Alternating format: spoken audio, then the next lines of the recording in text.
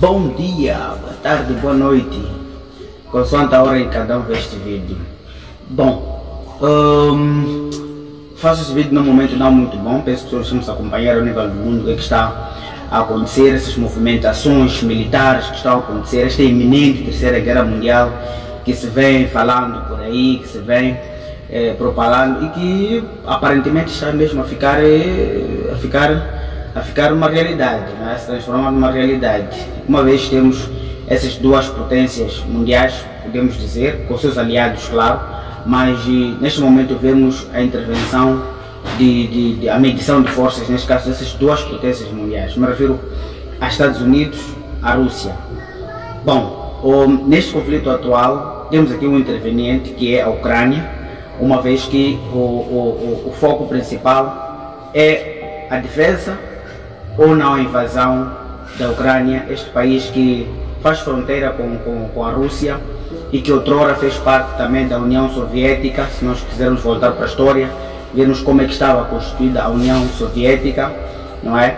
Mas que depois da queda da União Soviética, lá para 1991, nós vimos muitos países que faziam parte deste bloco da União Soviética e desintegrarem-se ou tornarem-se independentes nos seus próprios territórios, tendo autonomia dos seus próprios territórios, tendo a soberania própria, mas que por causa da instalação da OTAN, não é? Que é aquela força transatlântica que foi criada após a Segunda Guerra Mundial, que era para mesmo criar um cinturão para defender aquilo que eram os interesses capitalistas, não é? Contra aquilo que era o avanço da União Soviética, que tinha a política, não é? do socialismo. Nós vemos que enquanto que a OTAN luta mais para aumentar o que são os seus intervenientes ou os seus membros, neste caso, expandindo-se naquela parte da Europa do Leste, não é? Nós vemos contrapartida a Rússia também querendo travar este avanço da OTAN ou do Ocidente, não é? Se nos lembrarmos do conflito de 2014, quando houve a anexação da Crimeia, que era um dos estados também, ou uma das partes do território ucraniano que estava em disputa, em que a União Soviética, digo a Rússia, neste caso hoje Rússia, disputando aquele pedaço de terra, justificando que lá tem muitos russos, que já vieram desde os tempos da União Soviética, e mesmo nesta guerra, neste conflito com a Ucrânia, também recusa essa mesma justificação de que na parte da Ucrânia, uma boa parte destes países que eram outrora da União Soviética, tem lá russos, não é? E que tem aquela cultura russa, praticamente toda a vida delas é influenciada, sobretudo na cultura russa, mas que estão lá naqueles estados e como parte desses países, e que neste momento a Rússia pretende recuperar. Digamos, entre aspas, é um renascimento da União Soviética que, entre aspas, a Rússia quer tentar fazer. Mas pronto, esse não pode ser o foco. O foco tem que ser este iminente conflito, que pode despolitar-se ou pode ter seu início a qualquer momento, não é? Com a movimentação das tropas russas. Fala-se atualmente de mais de 130 mil soldados posicionados na fronteira da Rússia e Ucrânia, e temos mais alguma força, sobretudo na Bielorrússia, que também é um dos territórios, um dos países pró-russos, não é? Um país aliado da Rússia e que apoia muito aquilo que são as políticas russas. Mas nós temos este conflito eminente à espreita, não é? E que eventualmente, na hipótese desta guerra iniciar, ou esta invasão da Rússia para a Ucrânia ou contra a Ucrânia, nós temos aqui um conflito que pode se degenerar num conflito internacional ou de dimensão mundial, porque temos aí a OTAN próxima e a Ucrânia neste momento não pode receber apoio da OTAN, não sendo membro.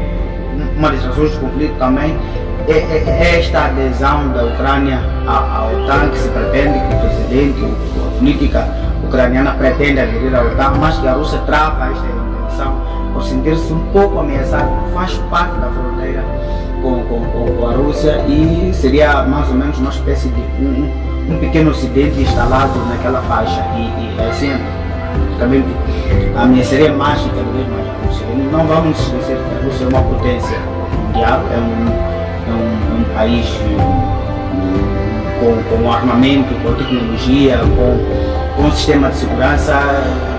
Penso que tem o seu respeito a nível global. Agora, o que é que nós, como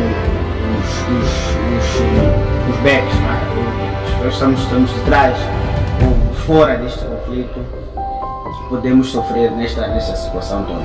Nós percebemos que a maior parte da energia, sobretudo o gás, que a Europa, sobretudo a Alemanha, a França, usa ou consome, é na sua maioria vindo da Rússia.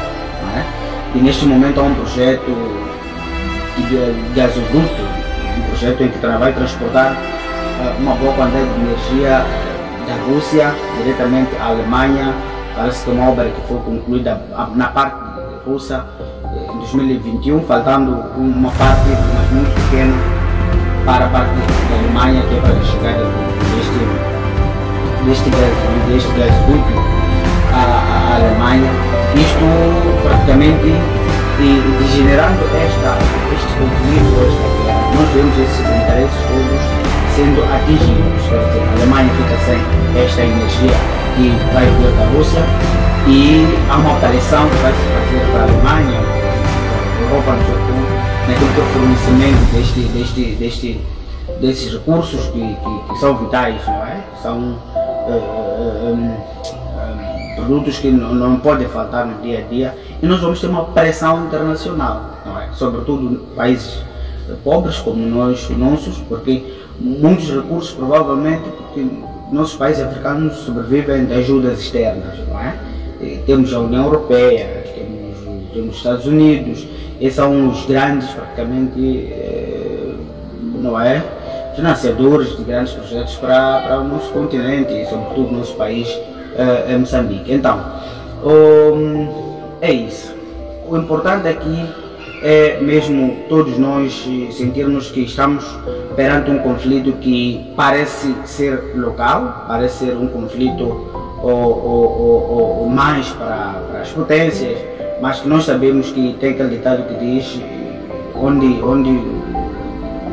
os elefantes lutam, não é? O capim é que sofre. Então, nós temos este problema em que, na eventualidade de ocorrer esta guerra, este ataque a qualquer momento, porque parece que as alertas que já estão a ser dadas a nível dos países, sobretudo os Estados Unidos, a Europa, são sinais muito alarmantes, ainda que a própria Rússia minimiza essas mensagens, não é? Minimiza essas mensagens, e que aquela movimentação que está a fazer a nível da fronteira são manobras normais de treinamento, do seu armamento, do posicionamento, mas que não visa essencialmente uma invasão concreta contra a Ucrânia. E a Ucrânia também entra nesta história, realmente não acreditam que a Rússia possa invadir o seu território e que tudo poderá se resolver por via diplomática e que nada pode acontecer. Bom, tomara que assim seja, nós todos sonhamos, almejamos que assim seja, porque, como já disse o presidente Biden na entrevista que concedeu, penso que foi ontem, dia 11, e ele alertava que na eventualidade de ocorrer este ataque, forçadamente eles podem até sentir-se impelidos a entrar no território ucraniano, isto para poder resgatar os seus cidadãos que estão lá dentro da Ucrânia, dos seus aliados igualmente, do Reino Unido, do Japão, vários países que estão lá, que são aliados dos Estados Unidos, e por seguinte pela união que eles têm na OTAN também, eles podem querer sentir-se forçados a entrar para salvar e para resgatar. E nesta entrada, nós imaginamos que já vai ser um choque militar entre os Estados Unidos, a Rússia e a Ucrânia. Isto, tendo em conta os aliados de ambas partes, pode vir a criar uma situação em que podemos entrar numa fase em que podemos considerar mesmo uma terceira guerra mundial, o que não seria bom ultimamente, ou nesses novos tempos, porque nós vemos, primeiro, potências militarmente bem armados, talvez muito melhor que quando da Primeira Guerra Mundial, da Segunda Guerra Mundial, da Guerra Fria. Nós temos agora vários tipos de armamentos, não é? Temos aquele armamento com alta tecnologia, mas também temos a própria tecnologia em si, a guerra do digital, não é?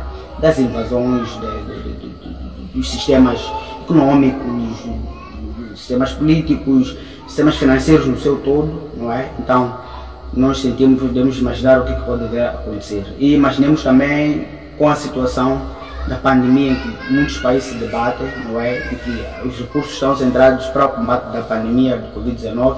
Em contrapartida, temos a recuperação econômica de muitos países que foram devastados, sobretudo pelas medidas de restrição que foram sendo decretadas ao nível dos países, mesmo para salvaguardar aquilo que era a saúde, por causa desta situação da pandemia do Covid-19, e vemos uma situação dessas, não é? O mundo está a se refazer, está a querer recuperar, a voltar para os caris, e nós temos um alerta desta dimensão internacional que penso que não pode ser só do interesse dos países em conflito neste momento, tem que ser do interesse global, porque são players, são os donos, os que controlam o mundo, não é? Então, metendo-se nessa situação, todos nós podemos sentir este impacto. Então é isso aí. Vim para trazer esta novidade para os meus amigos, não é? Provavelmente por várias outras ocupações não estejam atentos ao que está a acontecer no mundo neste momento, não é? Quem quiser explorar mais essas matérias, penso que tem todas as plataformas disponíveis, o WhatsApp, o Facebook, sobretudo o YouTube está a mostrar os grandes jornais, a CNN, BBC News, vários outros canais estão neste momento reportando a situação de tensão que está a viver na Ucrânia, envolvendo a própria Rússia e os Estados Unidos, e temos os presidentes que fazem parte dos países da União Europeia se desdobrando, não é? Buscando aquilo que é uma saída diplomática para este conflito iminente, e penso que esperamos todos nós que Deus também nos ajude para que este conflito não seja realmente efetivo, que termine simplesmente nas ameaças ou num tratado mais diplomático que todos saiam a ganhar. E muito obrigado, bom final de semana. Estamos juntos.